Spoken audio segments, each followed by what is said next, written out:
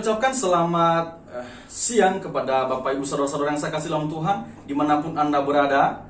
Pada hari ini saya ingin mengajak Bapak Ibu Saudara-saudara yang saya kasih dalam Tuhan untuk merenungkan kebenaran firman Tuhan yang didasarkan kebenaran Alkitab. Oleh sebab itu, saya mau mengajak Bapak Ibu Saudara-saudara yang saya kasih dalam Tuhan untuk membuka Alkitabnya di dalam Ibrani, ya, di dalam surat Ibrani. Di dalam surat Ibrani pasalnya yang ke-6 ayat 4 sampai ayatnya yang ke-6. Sekali lagi Ibrani pasal 6 ayat 4 sampai ayat yang ke-6. Firman Tuhan berkata demikian, sebab mereka yang pernah diterangi hatinya, yang pernah mengecap karunia surgawi, dan yang pernah mendapat bagian dalam Roh Kudus, dan yang mengecap firman yang baik dari Allah dan karunia-karunia dunia yang akan datang. Namun yang murtad lagi tidak mungkin dibaharui sekali lagi sedemikian, ya, hingga mereka bertobat, sebab mereka menyalibkan lagi anak Allah bagi diri mereka dan menghinanya di muka umum. Bapak Ibu Saudara-saudara yang saya kasih dalam Tuhan, kalau kita melihat di dalam Ibrani pasal 6 ini mengindikasikan bahwa ayat ini ditujukan kepada orang yang sudah diselamatkan. Atau bisa dikatakan bahwa ayat ini mengacu kepada orang-orang percaya. Jadi Bapak Ibu Saudara-saudara yang saya kasih dalam Tuhan, saya ingin mengangkat tema yang ingin kita renungkan pada hari ini, yaitu benarkah keselamatan itu tidak dapat hilang? Benarkah keselamatan yang mula-mula diterima oleh manusia tidak bisa hilang? Oh Bapak Ibu Saudara-saudara yang saya kasih dalam Tuhan, kalau kita membaca di ayatnya yang ke-5 dan ayatnya yang ke-6, di sini dikatakan bahwa dan yang mengecap firman yang baik dari Allah dan karunia-karunia dunia yang akan datang. Namun yang murtad lagi. Jadi ini mengacu kepada orang-orang yang sudah kian mengecap firman yang baik dan yang pernah mengecap karunia roh surgawi. Bahkan dikatakan di sini orang ini sudah pernah dibaharui. Orang ini sudah pernah dibaharui. Ya. Perikop ini mengajarkan kita bahwa ketika kita sudah percaya, ketika kita sudah diselamatkan, maka harusnya kita sudah diperbaharui, dan ketika kita sudah diperbaharui, maka jangan pernah coba-coba untuk melepaskan iman yang menyelamatkan itu. Inilah tuntutan kepada orang-orang yang percaya. Jangan berpikir bahwa ketika kita sudah diselamatkan, kita sudah berada di dalam Kristus, maka sudah tidak ada lagi faktor yang dapat memisahkan kita dari kasih karunia Tuhan. Oh Bapak Ibu Saudara-saudara yang saya kasih dalam Tuhan, oleh sebab itu ayat ini dicatatkan bagi orang-orang percaya zaman sekarang, ya. Supaya kita sebagai orang percaya yang sudah diselamatkan bisa memahami persyaratan-persyaratan yang telah ditentukan Tuhan.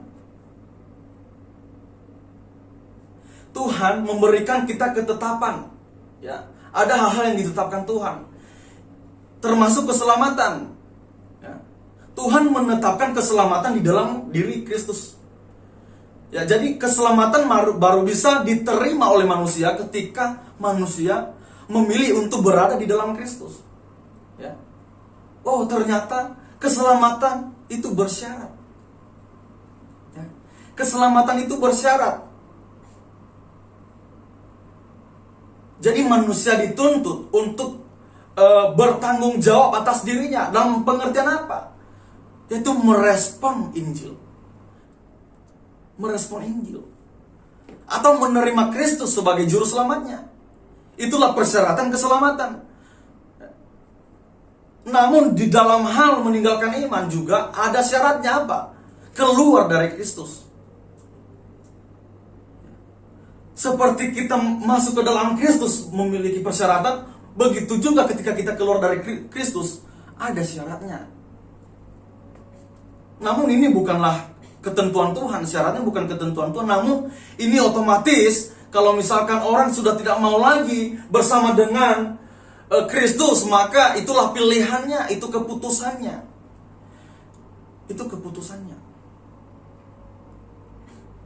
Namun Bapak Ibu Saudara-saudara yang saya kasih dalam Tuhan, ada beberapa oknum atau orang-orang yang tidak mau melihat ayat ini, yang berkata bahwa keselamatan tidak bisa hilang karena didasarkan pada keselamatan yang tanpa syarat, begitu. Jadi mereka dipilih sejak minus kekekalan, dipilih untuk selamat, tidak membutuhkan respon, tidak menyerukan pertobatan. Kenapa? Karena mereka sudah dipilih langsung oleh Kristus. Langsung. Oleh sebab itu, mereka berkata bahwa ketika Tuhan memilih manusia diselamatkan, maka otomatis keselamatan itu tidak dapat hilang karena Tuhan memeliharanya. Sudah tidak ada kemungkinannya saja, sudah tidak ada kemungkinan untuk meninggalkan iman, kemungkinan untuk hilang keselamatannya. Tidak ada. Inilah perspektif orang-orang yang tidak memahami keharmonisan Alkitab, yang tidak mau melihat bagian-bagian yang penting di dalam firman Tuhan. Bapak Ibu saudara-saudara yang saya kasih dalam Tuhan, perihal keselamatan kita, ya, perihal keselamatan kita, Tuhan menuntut kita ketika kita sudah memiliki iman yang benar, ketika kita sudah mengambil bagian di dalam Kristus. Tuhan ingin kita apa? Jangan melepaskan kepercayaanmu. Kalau kita lihat di dalam Ibrani pasal yang ke-10 ayat 35. Coba kita buka di dalam Ibrani pasalnya yang ke-10 ayat yang ke-35. Di sini sangat tegas dikatakan oleh Rasul Paulus bahwa jangan melepaskan imanmu. Di sini dikatakan, sebab itu janganlah kamu melepaskan kepercayaanmu karena besar upah yang menantinya. Oh Bapak Ibu saudara-saudara yang saya kasih dalam Tuhan, ini sangat eksplisit ayatnya. Jangan melepas kepercayaan. Berarti orang ini sudah percaya. Sangat aneh ketika ayat ini ditujukan kepada orang yang tidak percaya.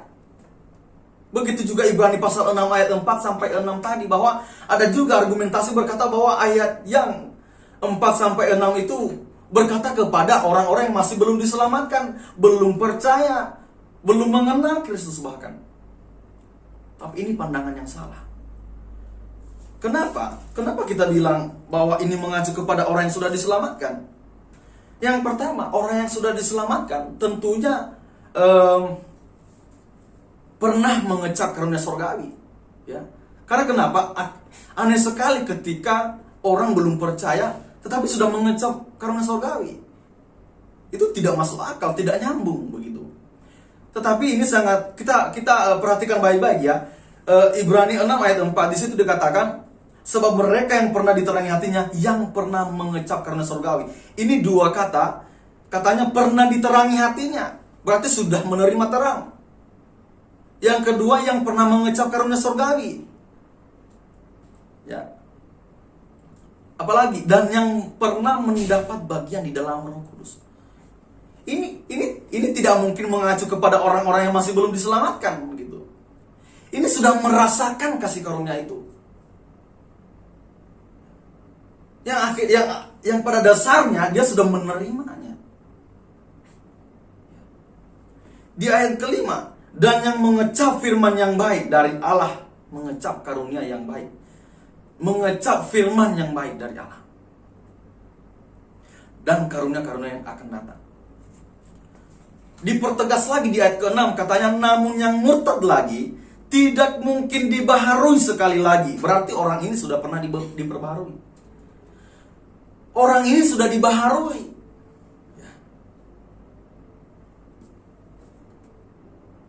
Percayakah Anda ketika orang belum pernah mengenal Kristus bisa dibaharui?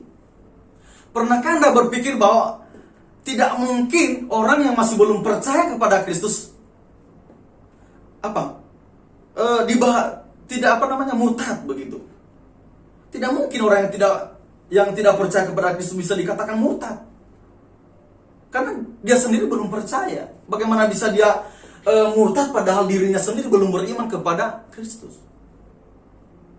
Ini logika yang sangat aneh. Kalau misalnya kita berpikir bahwa ini mengacu kepada orang-orang yang masih belum diselamatkan, belum percaya. Bapak Ibu saudara-saudara yang saya kasih dalam Tuhan, benarkah keselamatan tidak bisa hilang? kalau kita melihat bahwa keselamatan itu tidak mungkin kita berkata bahwa kalau kita membiarkan diri kita digoda oleh iblis atau diperdaya oleh dunia ini atau dikuasai oleh hawa nafsu dosa, apakah kita masih bisa berkata bahwa saya adalah orang yang sudah diselamatkan? Kalau misalkan saya hidup di dalam dosa, keseharian saya melakukan dosa terus menerus, sebenarnya ini perlu dipertanyakan. Udah diselamatkan atau belum? Karena bisa saja orang yang sudah diselamatkan, ya, bisa saja orang yang sudah diselamatkan meninggalkan imannya. Ya, meninggalkan imannya. Kenapa? Apa faktor yang menyebabkan orang-orang yang sudah berada di dalam Kristus bisa meninggalkan iman? Bisa dengan beberapa faktor. Yang pertama, mungkin ada orang yang menawarkan hal-hal duniawi, harta dunia, menawarkan jabatan, menawarkan uang. Siapa yang tidak mau uang? Siapa yang tidak membutuhkan jabatan? Apalagi?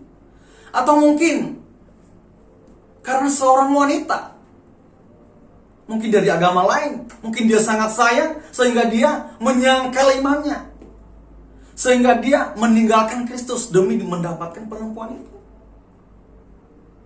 Karena mungkin perempuan itu berkata bahwa kalau misalkan kamu tetap menjadi Kristen, atau kalau misalnya kamu tetap menjadi pengikut Kristus, maka aku tidak mau denganmu. Oh, ternyata laki-lakinya takut mungkin. Oleh sebab itu dia mengikuti jalur perempuan itu dan mengimani apa yang diimani perempuan itu, lalu meninggalkan Kristus. Itu disebut meninggalkan iman. Keselamatannya hilang. Kenapa? Dia meninggalkan Kristus. Yang tadinya dia sudah berada di dalam Kristus, namun oleh karena godaan-godaan dunia, dia melangkah keluar.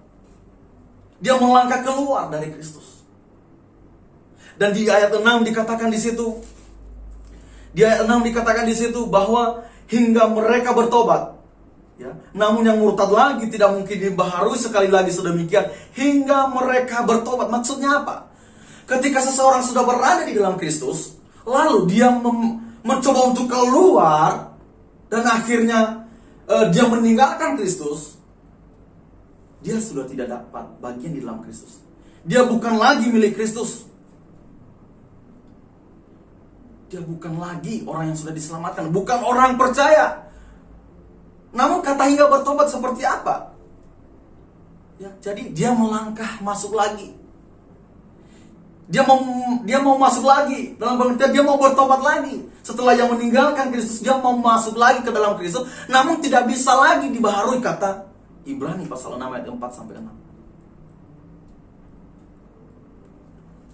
Namun yang pernah diperbaharui tidak bisa lagi diperbaharui ketika dia sudah meninggalkan Kristus. Karena itu artinya dia sudah menyalibkan Kristus kedua kali dalam dirinya.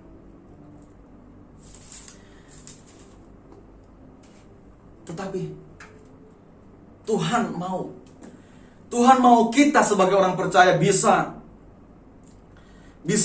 mempertanggungjawabkan iman kita, bisa mempertahankan iman kita, berpegang teguh sampai mati. Tuhan sudah memberikan kita pernyataan di dalam Alkitab. Misalnya dalam 1 Korintus. Di dalam 1 Korintus pasalnya yang ke pasal 15.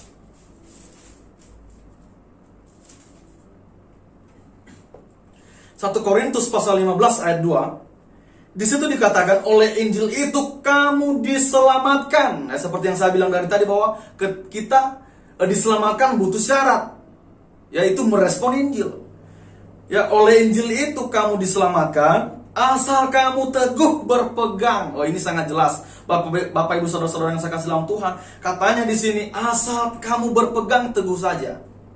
Ya. Ya, asal kamu teguh berpegang padanya seperti yang telah kuberikan kepadamu, kecuali kalau kamu telah sia-sia menjadi percaya. Kecuali ketika kamu sia-sia menjadi percaya. Bapak Ibu saudara-saudara yang saya kasih dalam Tuhan, kita bisa menyanyiakan keselamatan kita. Kita bisa nggak ada satupun Alkitab berkata bahwa sekali selamat tetap selamat. Tetapi yang ada ketika kamu sudah diselamatkan, kamu harus berpegang teguh kepada firman yang sudah diberitakan kepada kamu. Ya, kamu harus berpegang teguh, jangan menyia-nyiakan kepercayaan kamu. Karena kenapa? Ketika kamu meninggalkan Kristus dan melepas kepercayaan kamu, maka jaminan keselamatan kamu yang menjamin dirimu masuk surga sudah hangus. Sudah tidak bisa lagi ada jaminan. Oleh sebab itu Bapak Ibu saudara-saudara yang saya kasih dalam Tuhan, ini sesuatu hal yang penting. Ya. Jangan sampai ada banyak penyesat-penyesat yang membuat kita berpikir bahwa ketika saya sudah diselamatkan, maka saya bisa hidup seenaknya saja. Saya bisa hidup sepuasnya. Saya bisa melakukan apa saja yang menurut saya baik. Saya bisa menikmati dunia ini karena saya sudah diselamatkan. Tidak bisa. Tidak bisa Bapak Ibu saudara-saudara yang saya kasih Tuhan. Saya bisa katakan bahwa ketika orang sudah diselamatkan, hidupnya terkekang oleh aturan-aturan Kristus. Hidupnya ketika dia sudah diselamatkan, hidupnya ini sepenuhnya untuk Kristus. Dan kalau kita memberikan sepenuhnya kehidupan kita untuk Kristus, maka tidak ada kejahatan di dalamnya. Tidak ada kebencian, tidak ada dusta, tidak ada kebohongan, tidak ada sedikit pun kejahatan di dalam diri Kristus. Oleh sebab itu kita sebagai pengikut Kristus tentunya harus bisa hidup saleh. Tentunya harus bisa hidup kudus. Tentunya bisa mempertahankan iman itu. Karena besar upaya yang menanti. Bapak Ibu saudara-saudara yang saya kasih dalam Tuhan. Ya. Kalau kita baca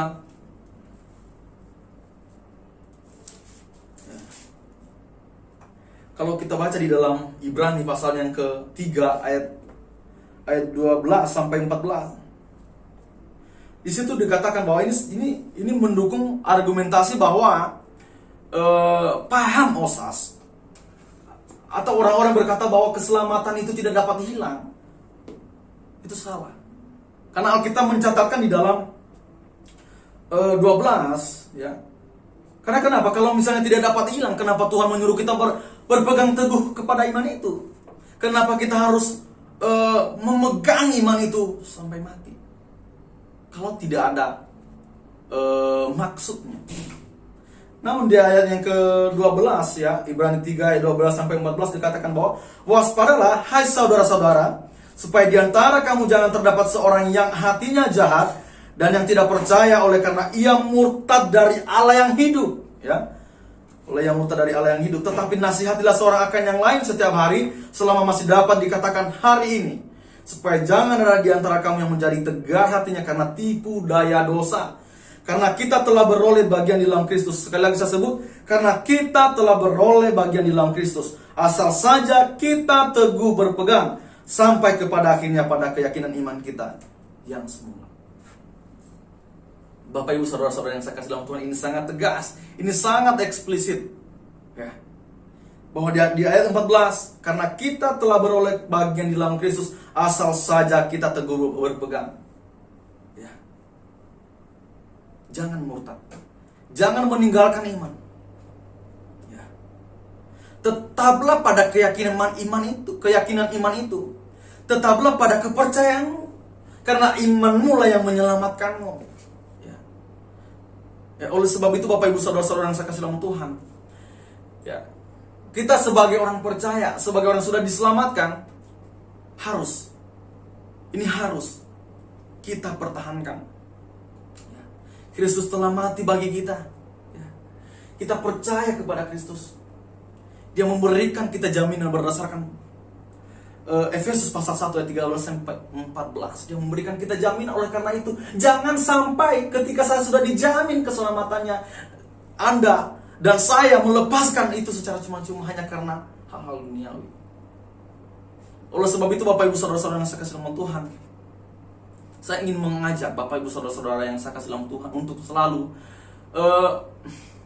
merenungkan firman Tuhan siang dan malam, supaya iman kita semakin bertumbuh, supaya kita semakin mengenal lebih dalam lagi Kristus seperti apa, supaya kita tidak jatuh ke dalam dosa yang membuat kita meninggalkan Kristus.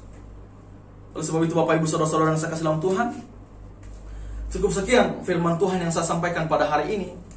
Ya, semoga firman Tuhan yang saya sampaikan kepada Bapak Ibu Saudara-saudara yang saya kasih dalam Tuhan bisa menjadi berkat bagi kehidupan kita, supaya kita menjadi orang Kristen ya, yang bisa yang memberikan kesaksian hidup bahwa kita sudah diselamatkan. Dan oleh sebab itu, pertahankan imanmu, jangan lepas kepercayaanmu. Saya ucapkan selamat siang, Maranatha.